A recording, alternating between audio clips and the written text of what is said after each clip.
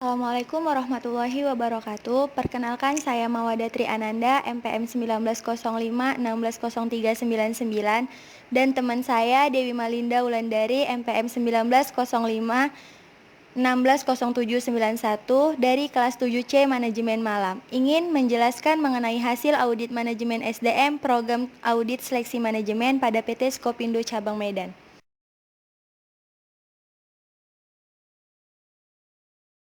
Profil perusahaan PT Skopindo Cabang Medan. PT Superintending Company of Indonesia, selanjutnya disebut Skopindo, secara resmi telah tergabung dalam holding jasa survei yang diberi nama ID Survei bersama dengan PT Biro Klasifikasi Indonesia sebagai ketua holding dan pada Supplier Indonesia.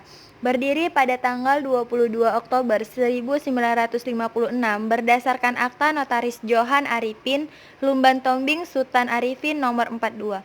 Awalnya Skopindo hanya berfokus pada layanan jasa pemeriksaan dan pengawasan di bidang perdagangan, terutama komoditas pertanian, serta membantu pemerintah dalam menjamin kelancaran arus barang dan pengamanan devisa negara dalam perdagangan ekspor-impor.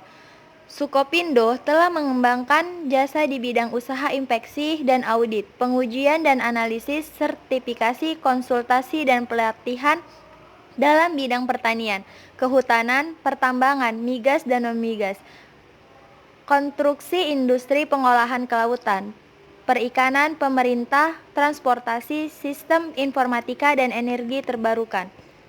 Dalam perjalanan Skopindo sempat mengalami krisis, yakni pada pasca di akhirnya kegiatan jasa aplikasi tata niaga ekspor pada tahun 2001.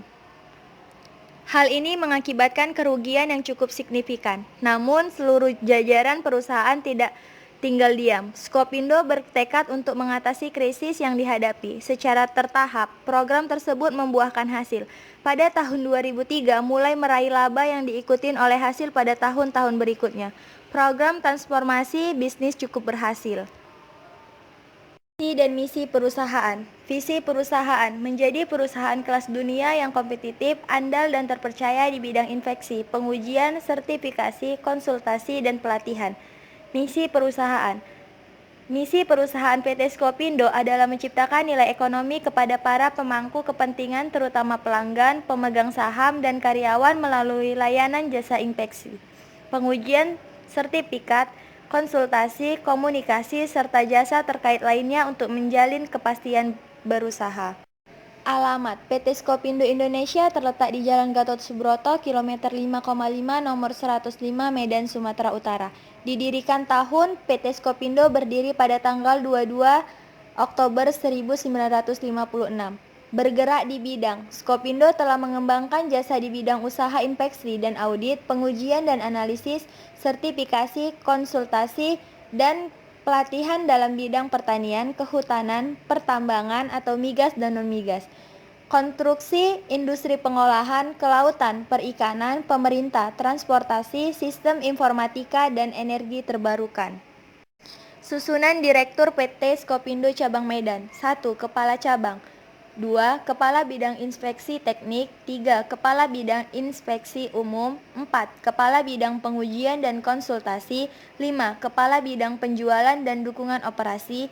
6. Kepala Bidang Dukungan Bisnis. Bidang dukungan bisnis terdapat beberapa bagian di dalamnya, yaitu pertama, KAK atau Keuangan dan Akuntansi. Kedua, Human Resources Department. 3. Umum. Review hasil audit seleksi SDM. Kondisi 1. Perusahaan tidak memiliki teknik seleksi yang digunakan dengan valid. 2. Perusahaan tidak memberikan kesempatan yang sama kepada para pelamar. Kriteria 1. Rencana teknik seleksi karyawan harus disusun secara valid. 2. Perusahaan sebaiknya memberikan kesempatan yang sama kepada para pelamar. 3. Penyebab 1. Rencana seleksi baru dibuat setelah ada bagian yang membutuhkan seleksi. Kedua, program seleksi disusun berdasarkan permintaan dan departemen yang membutuhkan seleksi tersebut.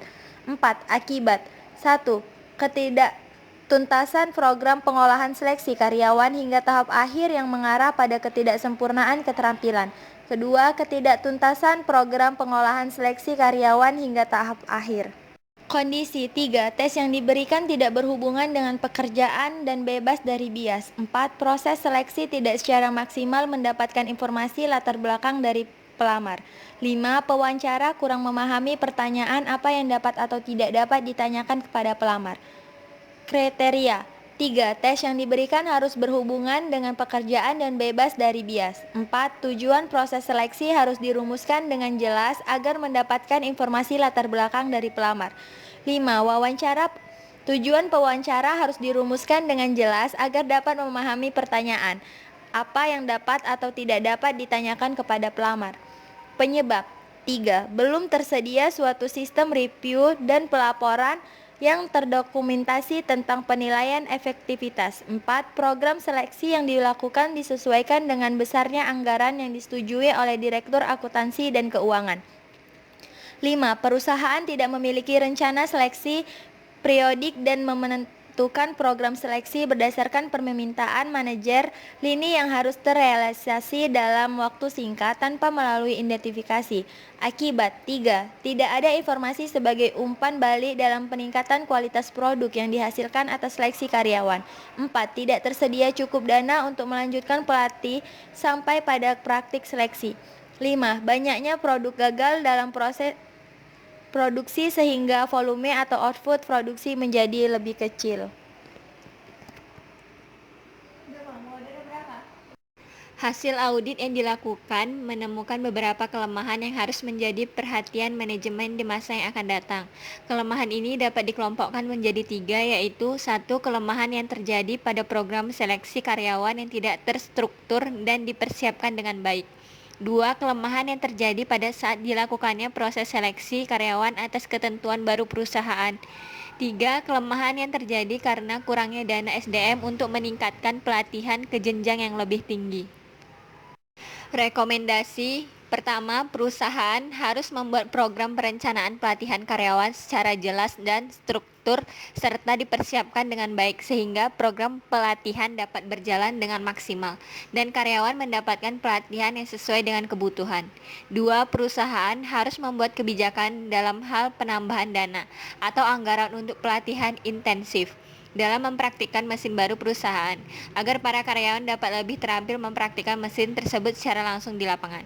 3. Perusahaan harus melakukan penilaian atas keberhasilan pelatihan secara formal dan terdokumentasi sebagai pertanggungjawaban atas dilaksananya pelatihan sebagai acuan untuk melihat kinerja sejauh mana program pelatihan yang dilakukan. 4. Manajer SDM harus membuat jadwal program pelatihan karyawan secara jelas, khusus serta harus sesuai dengan materi dan metode pelatihan agar karyawan dapat lebih terampil ketika akan mempraktikkan apa yang telah dilatih. Ruang lingkup audit. Sesuai dengan penugasan yang kami terima, audit yang kami lakukan hanya meliputi masalah program pelatihan karyawan PT Sukovindo Cabang Medan. Untuk periode tahun 2022, audit kami mencakup penilaian atas kecukupan sistem pengendalian manajemen program seleksi karyawan, personalia yang bertugas dalam program pelatihan karyawan, dan aktivitas program pelatihan karyawan itu sendiri. Sekian penjelasan dari kami, lebih kurangnya kami mohon maaf. Terima kasih. Assalamualaikum warahmatullahi wabarakatuh.